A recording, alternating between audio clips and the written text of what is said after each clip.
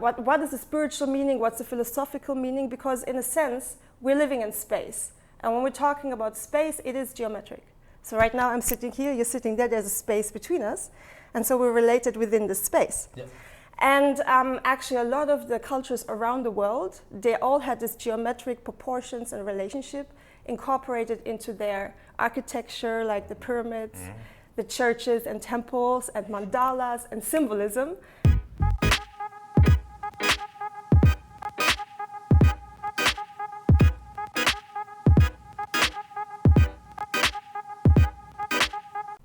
Welcome to this new episode, and today I am here with Heike. How are you, Heike?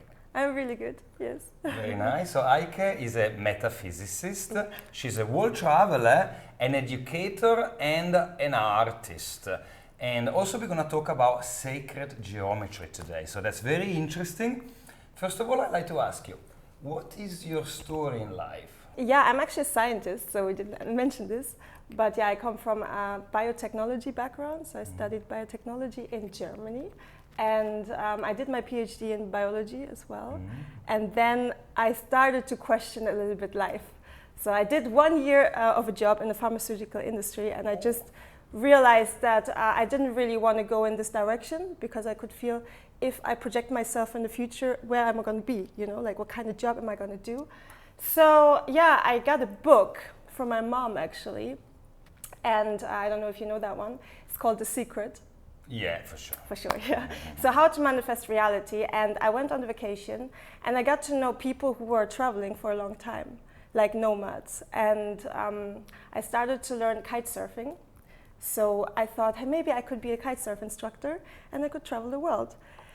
So that was in my mind, and I was like, okay, I'm going to do this, I'm going to do this. So I was just for 1 year preparing myself to get this goal manifested, and then I did. I traveled the world, and I started to teach kitesurfing, which was actually quite funny because I couldn't kitesurf in the beginning. So I was really fast into this learning. And then I did many different jobs. So I was working on the prawns boat in Australia, and I did a lot of different things before I realized really what I wanted to do. So the science was always there. I wanted to do something with my mind. So I tried to kind of think, okay, what can I do with my mind? Scientific. I wanted to do something with spirituality because I did a yoga teacher training as well in India. And I was an artist, so I love art.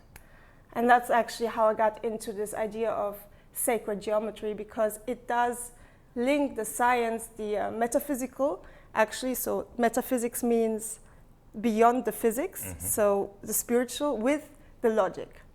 And that's how I got into sacred geometry.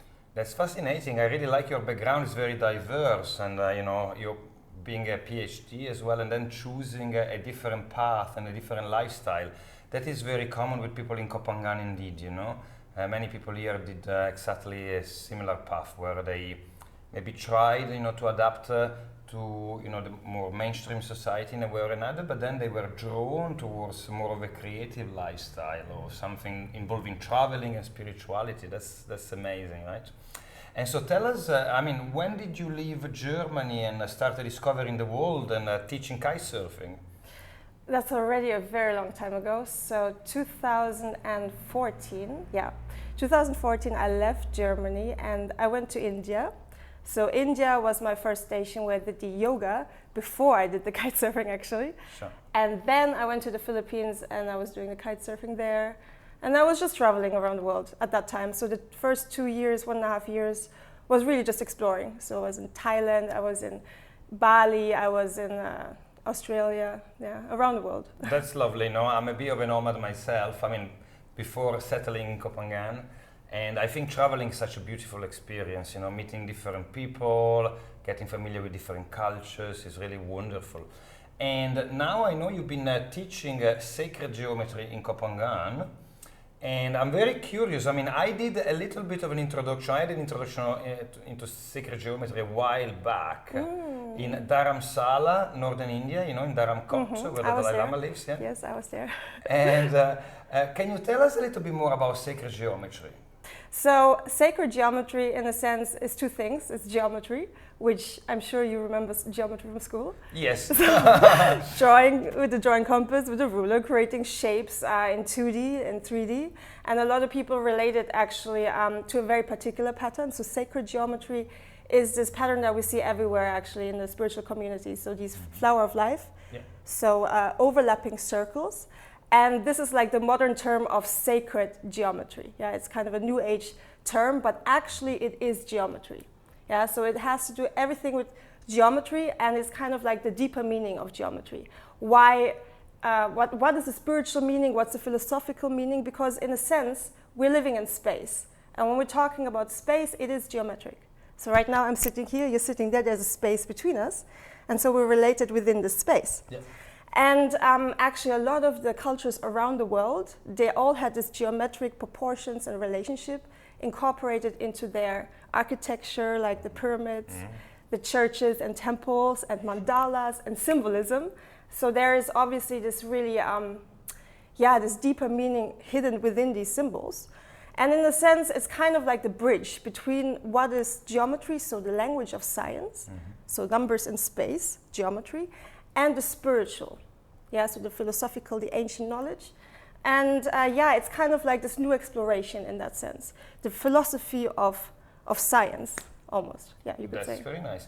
Of course, I studied Tantric Yoga and also Hatha in Shivananda tradition, etc.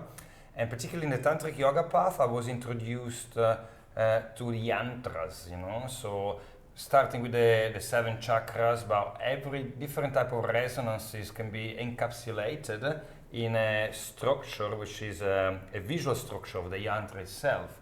And very often when you look close at some of these representations, there is some sort of effect in the brain, because it's like a trick being played on your eyes in a way, because you see things moving or appearing. I mean, can you tell us a little bit more about yantras? Yeah, so mandala and yantra, they're very similar. Mandala means a reflection of the universe. So it's kind of like the universe is encoded within these spiritual symbols. And yantra is, in a sense, a vehicle which we can use to meditate upon. So a lot of people relate it to gods and goddesses. And so they're all basically interrelated to what we're living in. And obviously when we look at things, we look as things in patterns. So when we see this geometric pattern, especially when they're made in certain colors, we start to create this flashing colors kind of effect in our mind. So our mind starts to a little bit vibrate. And I think what happens is kind of like this communication going on, which maybe is beyond the conscious mind, so somehow linking to your subconscious, this kind of pattern. And the application is obviously very vast. On the one hand, you could say a lot of healers use these geometric patterns, symbols, for example, in Reiki, they use symbols to heal people, or they have these pyramid structures, like even people build these geometric structures, or they put these things in a certain arrangement around the body, so it creates these energy fields. So in a sense, actually the chakras, because you just mentioned them, they each have a geometric mandala attached to them, and we're in this energy field. And this energy field is actually a torus, so just kind of like the Earth has an electromagnetic field with the North and the South Pole. You also are within this torus field, which is constantly looping in on itself. So there's a dot that expands, and the expansion collapses again, and it creates this aura. And here you have the chakras, and that's what Tantra is also about, to activate this energy, or also yoga, and then creating this Kundalini flow within. So obviously there's this practical application. At the same time, you could say there's an educational aspect, understanding what we're living in. So the more we understand what we're living in, the more we understand what's actually the purpose of consciousness, why all of the spiritual practices make sense. So at the moment, science and spirituality, it's linking at some point, but it's not really linking. So it gives us this overarching understanding also why magic, manifestation, intentions, and all of these things actually make sense. And then this is what I'm teaching, is like we're thinking in patterns, and the more we start to practice geometry, we practice geometric thinking, which means how to efficiently structure thoughts. Because we have a logical mind, And the better we practice the geometry, the more we are able to connect these thoughts and create a bigger picture. Yeah. Because it's also about, creating a little bit distance to information and just seeing how things are connected to each other. Plus, it's a visual and a creative experience. So obviously we are trying to merge both of the brains with each other through a kind of spiritual experience as well. Okay. So obviously when you do psychedelics or something like this, you see all of the geometry, right? So it's quite of a deep subject. So, yeah. Indeed, and there's so much that you said just now, One of the things I picked up is the symbols and symbolism. I think even language, the way our sort of nervous system breaks down reality is through symbolic representations, isn't it? If you look at a lot of our Western tradition coming from stories, biblical stories that are archetypal in nature. So you mentioned also the structure of the universe, so like the poles and possibly astronomy being part of it. So these ancient, some of them are very ancient representations of reality. They make sense. So there is a logic to it, and by learning and studying them, you can learn about the world and yourself. Is that right? Or? Yeah, I wanted to say just something to that because you mentioned quite interesting and very important parts to it. So astronomy, and actually what I forgot to mention is music. So sound, astronomy, pure numbers is all represented in geometry. Actually, all of these things are linked. It's just a different representation of the same thing. And this is what the ancient Greeks actually did. They divided this into the study of number, the quadrivium, which is all about this, and the study of the word. So how we can express these things through stories, through logic, rhetoric, and grammar. So that was actually the foundation of Western education. So this is where today's science comes from, and politics and all of these other things.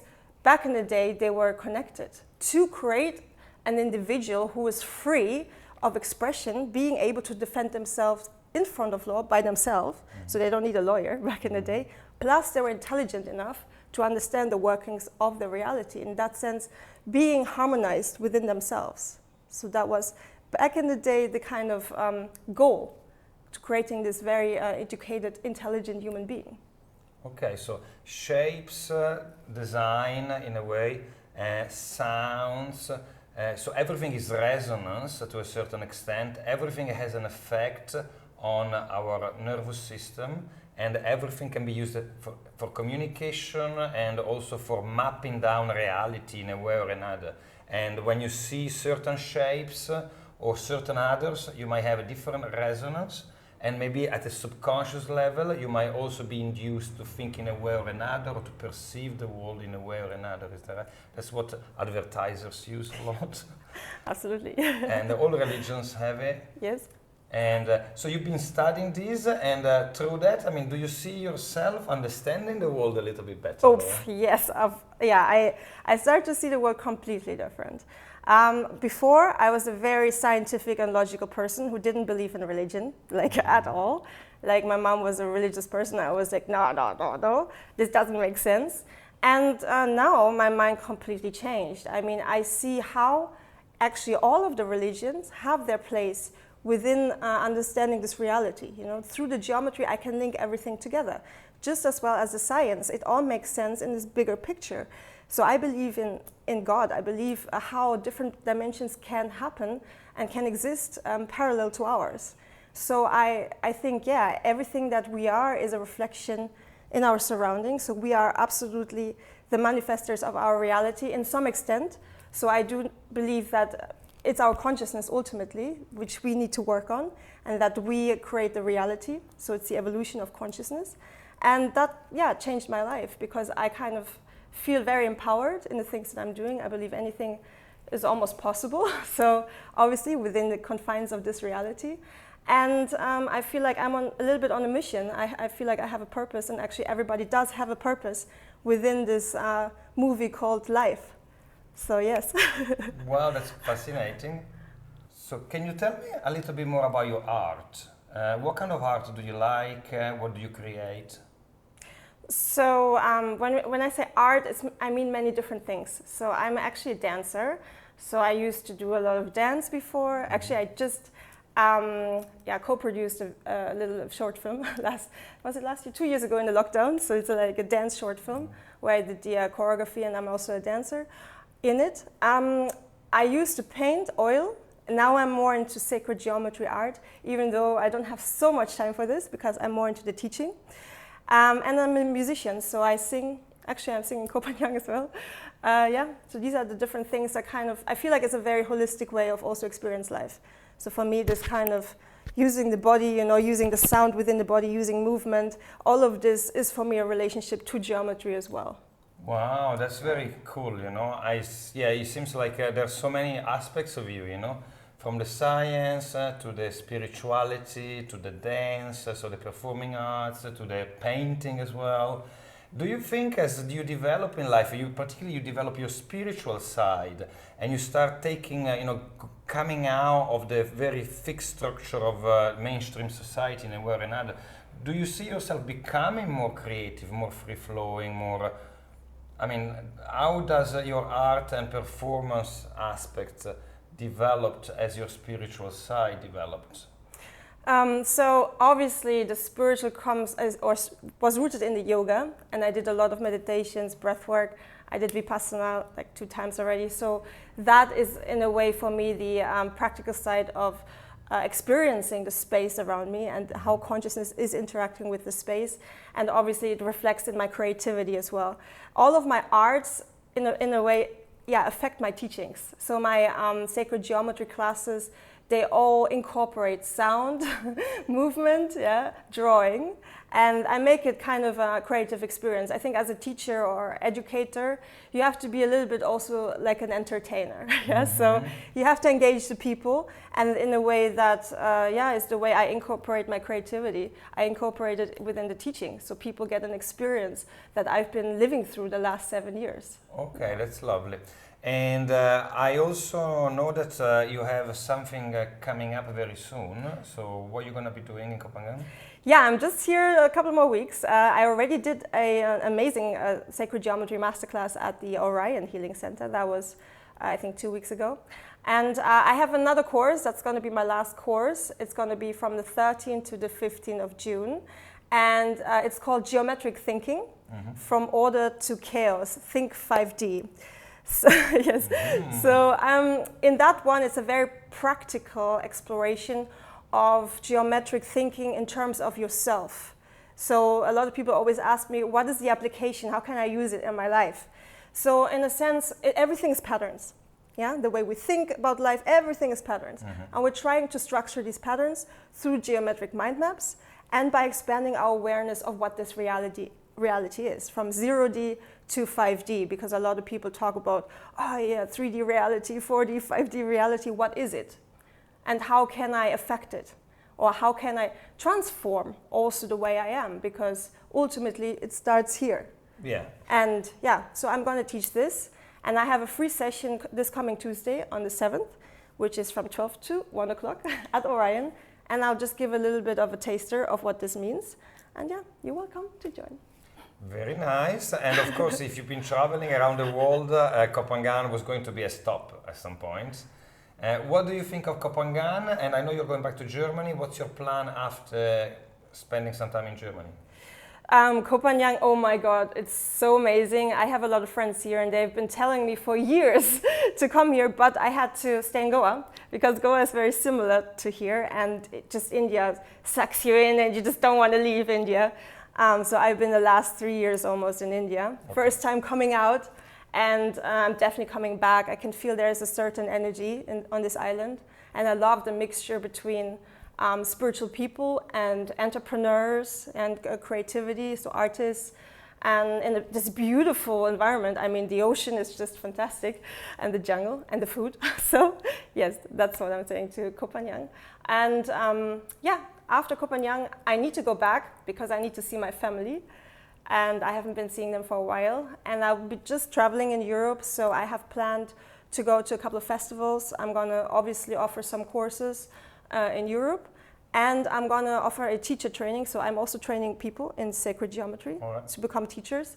That's going to be in Portugal, probably around September. And I would really like to go to Egypt, to explore the ancient structures. See the pyramids. I want to see the pyramids, and yeah, of course. And hopefully South America at some point. So I'm going to move into that direction. ¿Hablas español un poco? No. Okay, well, you learn it very quick. Poco. Wow, well, thank you very much. It's been very interesting, and I feel like we could spend hours just talking about philosophy and many different things. But yeah, thanks for your time, okay? Namaste.